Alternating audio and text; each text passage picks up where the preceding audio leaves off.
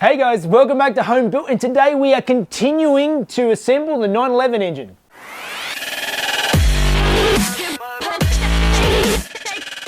Alright, so as I said, we are back on the 911 engine today and continuing the assembly. Now, at this stage of the assembly, most people are normally going to go through, when you've got custom pistons and custom cams, most people, the recommended way is to assemble the entire engine dry, so no sealants and stuff like that. Do all of the cam timing and time everything properly, and then go through and measure valve clearance. So make sure that the basically the valves aren't going to touch the piston during its movement, and there's enough gap there. Now, Neil at Performance Developments has talked me through his method of doing it, which is so much quicker than the tried and tested method of putting the whole thing together. There's a quicker way, particularly if you've got the cam and you know the specs of your cam. That can save heaps of time. So what a lot of people often use as a degree wheel is just a printed out piece of paper with 360 degrees on it, bolts it on the end of the crank, and then have a bit of wire that you bent somewhere, and you can end up bumping it and moving it. And it's also a very crude method of measuring your degrees. There is a better method, and Roger from Operational Prints reached out to me, and he actually had this issue on his own car and spent a lot of time working out and building prototypes and actually making a kit that will help it out and be super accurate. And this is the basic kit that he came up with. So there's a bunch of 3D printed parts here. There's a digital display and an angle sensor here, and also an instruction book shows you exactly how to use everything.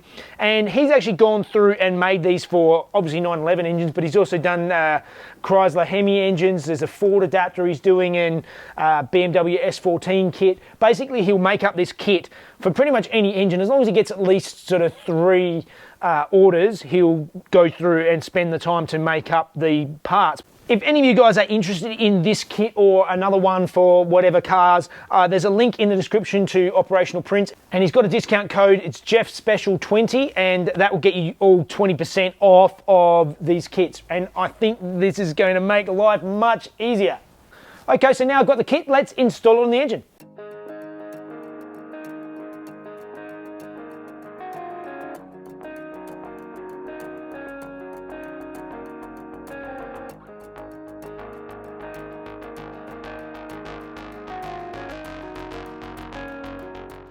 Alright, so after a little bit of playing around, I set up my dial indicator on the top of cylinder number 1, and what I did is I tried to get close to 0, because obviously when it stops moving you can tell it's sort of 0, but particularly because I've got extra long rods, there's quite a bit of dwell at the top of the cylinder, so you can't get the exact measurement if you just went off of the reading at the top. I measured with the cylinder 1 mil down and 1 mil up, and I split the difference on the degrees, and now I am confident that I have exactly top dead center of the engine.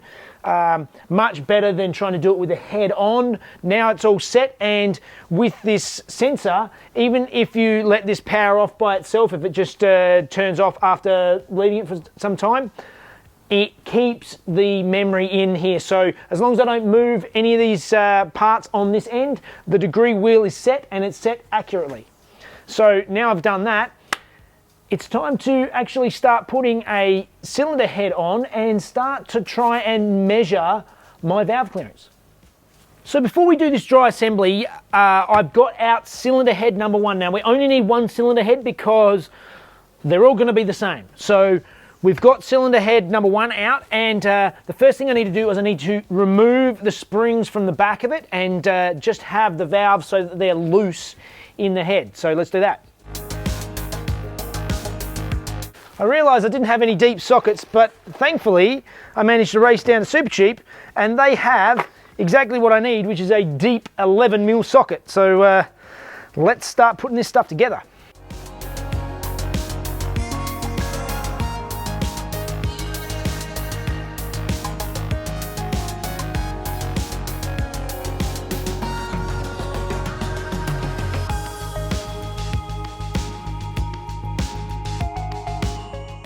So somehow I messed up filming this, so I'm filming this again later tonight, and I've actually put the springs back on. But the basic principle of what I'm doing is I've set my dial indicator up on the top of the inlet valve to start with. I've set my crank at 20 degrees before top dead center.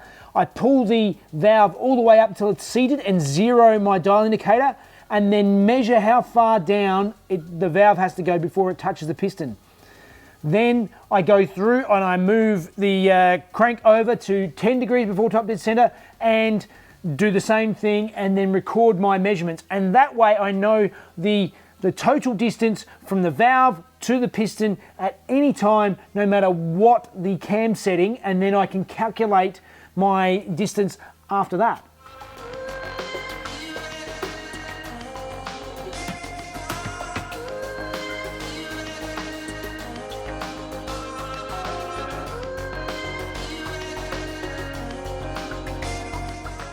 Okay, I went through, I did all of the intake, and then I switched over, did the exhaust, and I was starting to freak out because every single measurement at before, 20 degrees before, 10 degrees before, at top dead center, and 10 degrees after, 20 degrees after, were all the same measurement for the exhaust valve to the piston distance. And I'm thinking, well, the piston's moving up and down, that can't be the case, it's just not right. And I was freaking out and wondering what the hell's going on, and I called Neil, and he reminded me that what I've probably done is the inlet valve had gone down, so I kept putting the exhaust valve into the edge of the inlet valve, so it was giving me the same measurement every time.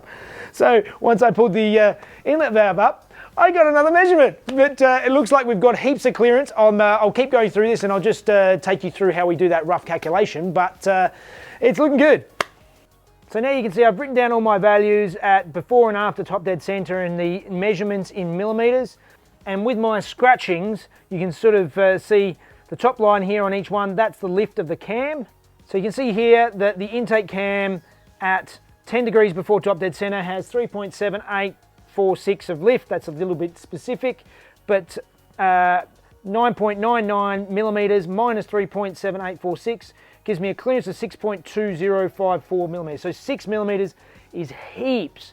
And Neil, at least on this engine, recommended anything as long as it had more than a millimeter of clearance, it's heaps. I think the closest I get is about 4 millimeters. So I've got tons of space to be able to increase compression later if I need to, or change the timing of the cam and exactly where we set the cam. We can do that all, and we can do that all now on paper because we have these values here.